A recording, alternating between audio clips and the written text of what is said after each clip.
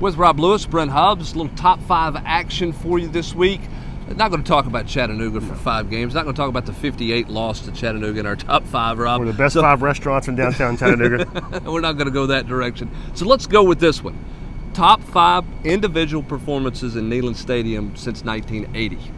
Okay, you can pick anybody you want to. Let me give a couple of honorable mentions since I'm not old enough to go way back, but Kindred Holloway coming back into the stadium after leaving the hospital with the shoulder in the 70s against Georgia Tech, I guess it's 73, is one for the ages, obviously, but we're not going to go all the way back into those. Hubert Simpson against Notre Dame in 79 and some of those games. So we'll go 80s forward. Let's go with the top 5 performances there. We'll start with number 5. I'm gonna go Kelly Washington, number 5, against LSU in 2001, the last time Tennessee beat Nick Saban. I might have had that one a little bit higher, but I vividly remember that. That's the last time I was, in fact, in that stadium and not sitting in the press box. Was it 2002, 2001? 2001. And I just remember, I mean, the same thing working time and time again, and you couldn't believe that Nick Saban just he never played it any differently, and Kelly Washington and Casey Clausen had a field day. Yeah, it certainly did. Set a school record for passing or for receiving yards that day. Hit that seam down the middle, heading into the north end zone. That was just, there was nobody in the middle of the field when Casey hit him in stride there. Absolutely great performance. I'm gonna put another one in there at 5 that I guess won't make it because it was a Tennessee loss. Maybe one of the best performances I ever watched in that stadium was in 2000 when Travis Henry almost single-handedly beat Florida. We'll play with it. I played with nothing. I mean, a freshman quarterback that nobody respected. I remember their best offensive lineman. I'm going to draw it a blank, but Scott Wells came in. Was it Fred Weary that got hurt? Yeah, I mean, Fred Weary got hurt like in the first quarter. Scott Wells comes in as a freshman. It turned out to be a pretty good player, but still, freshman, first big spot. And yeah, Travis Henry just all day long. Yeah, hard to believe he's not in the top 5. Maybe he should be in the top 5. I don't know. That one was pretty. Those 2 performances were pretty special there when you talk about those 3. You can't have this list, I guess, without having a Peyton Manning reference. You've got to.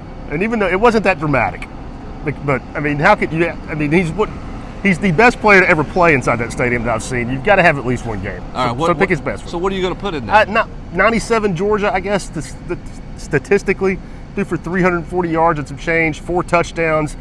Tennessee just smokes a good Georgia team. I think that they were ranked 12th or 13th that year. Tennessee goes on to win the SEC championship. Jim Donnan's head explodes at midfield after halftime. He cusses Philip Fulmer out in front of what is then probably a 10, 11-year-old daughter. Yeah, in front of Brittany as they're leaving the field for running up the score. The best part about that is he was still so mad when he got into the media room afterwards. I was down in the Donnan press conference afterwards, and Lauren Smith, who's his sideline guy, that Munson would always go, "What do you got for me, Lauren?" when he go down to the sideline. Lauren's sitting there doing his interview. And in the break of the interview of their coach's show, the rest of the media is in there listening to the coach's show. He tears into Lauren Smith because Lauren was longtime friends with Archie. And Lauren had gone out to dinner on Friday night in Knoxville with Archie and Olivia. And Jim Donnan was convinced, like he had given the game plan away, that Peyton Manning had gotten the game plan from then 60-some-odd-year-old Lauren Smith to determine that that's why Georgia lost that football game. That must have happened about 700 times over the course of Peyton's career. Yeah, that one was based on how he played. I've never seen a coach criticize his own people with all the media around the way Jim Donnan did on that one. That was certainly an interesting night. All right, let's go with a couple of more that jumps out. All right, Johnny Jones against Vanderbilt in '83 Mumford, is the Tennessee. First Tennessee tailback to rush for over 200 That's hard to yards in Neyland Stadium. Now, Stanley Morgan had it against Hawaii and some other places on the road. Rutgers, somebody had one. Johnny Jones did it at home for the first time against Vanderbilt in '83. That was a pretty special performance. Don't think it's going to make the top 5 though, because here's where you're going to go next. Are you going to go? What are you going to do with the Auburn game in '85? Maybe one of the best performances in this stadium by a Tennessee team. Somebody's got to make that list, right? Yeah. Tony Robinson gets on the cover of Sports Illustrated from that game. Give it to the defense as a whole. I mean, Bo Jackson comes in. They knock him out in the first half, or he decided he didn't want to play anymore. He didn't want in the first half. So, I mean, what do? You give it to the defense as the whole? Let's give it to Ken Donahue. Little shout out to Coreyton on this one. Little Ken Donahue reference, just swarmed him. Yeah. I mean, and Tony Robinson had a great day. Tim McGee caught some big balls, and that, just the offense. I mean, obviously put up some points, but to dominate that Auburn team. I mean, Bo Jackson was like a superhero action figure when you were a little kid at that age, and just completely snuffed him out. All right, I got 2 left for you. Are you going to go Chuck Webb coming out party against Ole Miss in '89? Or are you going to go Al Wilson '98 against Florida as the best performance? Man, I mean, considering what it meant to to that team, to this program, for that season, I mean, I think you have to go Al.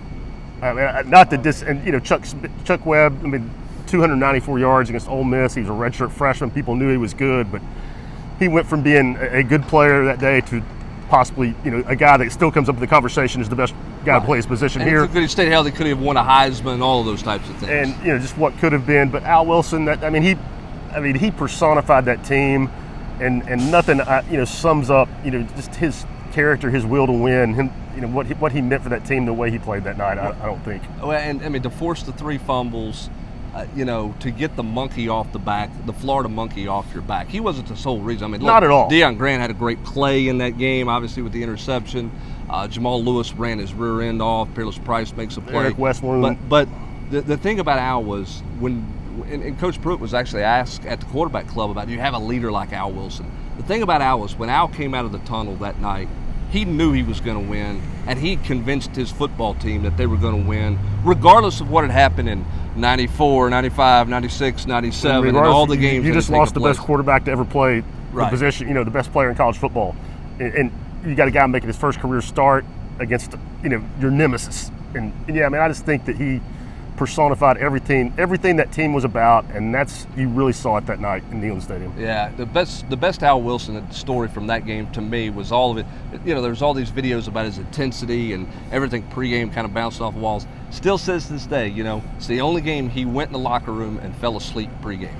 They had to wake him up to get dressed to get ready for warm-ups. He said, I was never more relaxed for a football game than I was that night, which was arguably the biggest football game that he had played in at that point in his career, trying to get the monkey off the back and setting the stage for Tennessee to go win the national championship in 1998. That's a lot more than 5, but we didn't get them all. So you talk to us on the General's Quarters about what you think are some of the top 5 performances inside Neyland Stadium. For Rob Lewis, I'm Brent Hubbs.